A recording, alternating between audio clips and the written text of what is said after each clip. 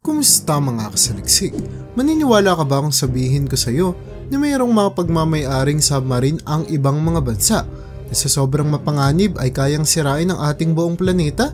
Kaya mula sa submarine, napangontra sa mga eroplano ng bansang Russia, hanggang sa submarine na kayang tumakbo ng mag-isa, ay pag-usapan natin ang 10 submarine na kayang wasakin ng mundo sa loob lang ng 30 minuto. Kaya kung handa ka nang malaman ng mga ito ay simulan na natin. Number 10. Oscar II Class.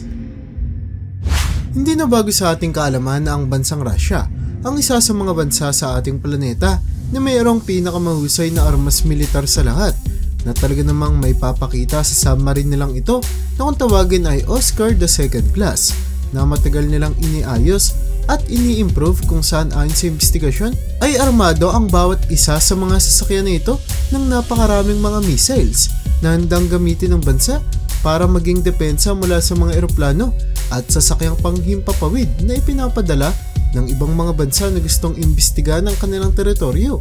At dahil kayang pasabugin ng submarine na ito ang kahit na anong bagay na nasa loob ng layo na 350 milya, ay paniguradong hindi sila madaling madedetect ng ibang mga sasakyan na lumalapit sa katubigan ng bansa. Number 9. Soryo Class. Ang Soryo Class submarine ng bansang Japan ay kasalukuyang isa sa pinakakinatatakutang submarine sa buong planeta, kung saan maliban sa pagiging simbolo nito ng armas militar ng bansa para sa labanan sa karagatan, ay isa rin ito sa pinakatahimik na submarine sa lahat, kung kaya't kahit na meron pa itong dambuhalang sukat ng pangangatawan na mapapansing idinisenyo para maging kahugis ng balyena, ay mahihirapan pa rin ang mga kalaban ng bansang Japan na madetect ang sasakyan. Kayang bumaba ang Soryo Class submarine sa ilalim na 650 meters, kung saan dahil sa armado ito ng parehong missiles at torpedo ay makikitang pwede pa din silang gamitin sa labanan, mapaibabaw o ilalim man ng karagatan. Number 8. Aquila Class. Unang inilabas sa publiko ang submarine na Aquila Class taong 1986 sa bansang Russia, kung saan ipinagmamalaki ito ng bansa dahil sa nakamamanghang kapabilidad nito na mabilis at madaling madetect ang kahit na anong mga bagay na malapit sa sasakyan.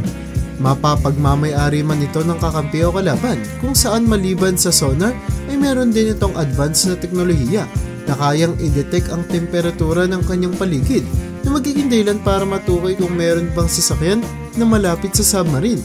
Hindi lamang ang kahusayan ng Aquila Class sa pagdetect ng mga kalaban na ang dahilan kung bakit sadya silang kinatatakutan ng ibang mga bansa. Dulot na armado din ang sasakyan na ito ng napakaraming mga missiles at torpedo na pwede nilang gamitin kung sakaling makadetect sila ng ibang mga sasakyan na nagtatangkang pumasok sa kanilang teritoryo.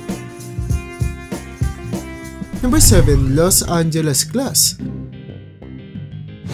Kung makikita mo ang Los Angeles Class submarine ng bansang Amerika, ay panigurado akong magugulat ka kung sabihin ko sa iyo na 41 ang meron sila nito, kung saan dahil sa ang bawat isa sa mga ito ay armado ng mga missiles na madaling mapapasabog.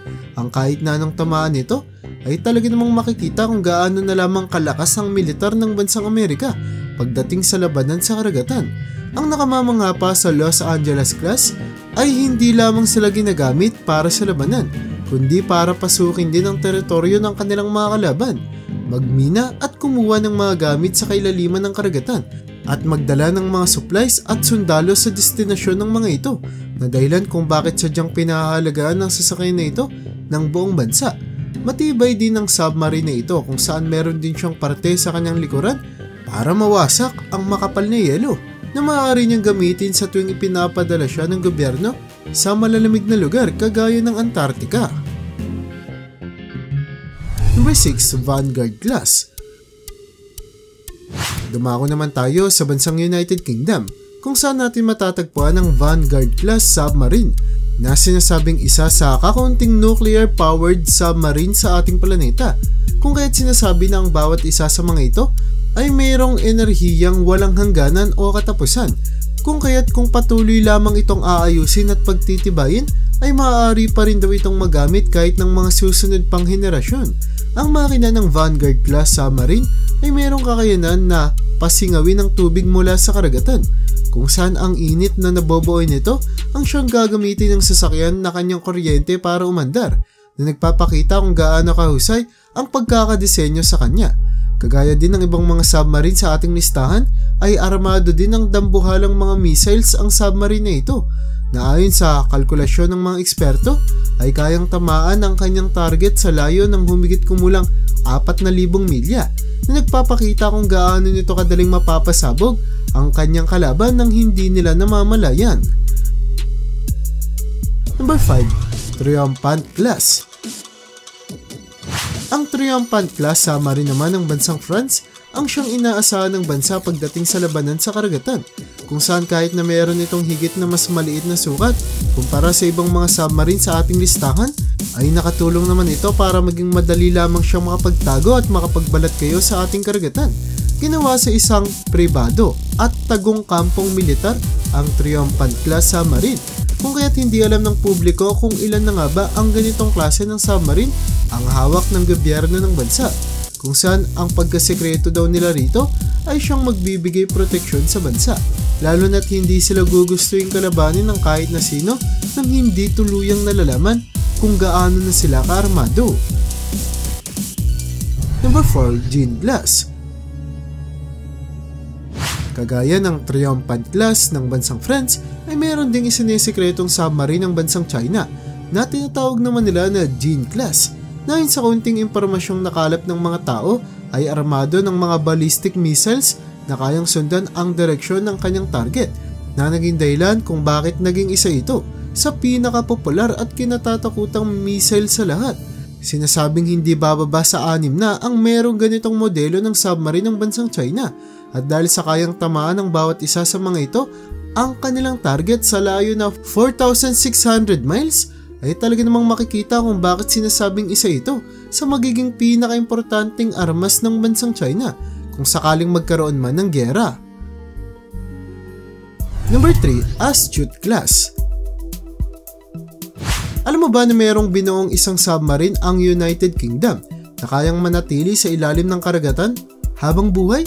Ito ay ang Astute class submarine, na sinasabing pinaka-advanced na attack submarine sa bansa, dulot na gumagamit ito ng teknolohiya na nakatutulong para madaling makita ng mga sumasakay dito ang kanilang kapaligiran. Dagdag pa rito ay kayang mag-produce ng sasakyan ng kanilang sariling oxygen at tubig, na nagpapakita lamang kung bakit maliban sa pagkuha at pag-imbak ng pagkain ay hindi na muli pang kakailanganing bumalik sa lupa ng mga paserong sakay-sakay nito. Armado ng missiles at torpedo ang Astute class submarine, na kahit pa kaya lamang umatake sa layo ng 1,000 kilometro ay paniguradong matatamaan naman daw nito ang kahit na sinong pumasok sa layong ito. Number 2. Arihant class.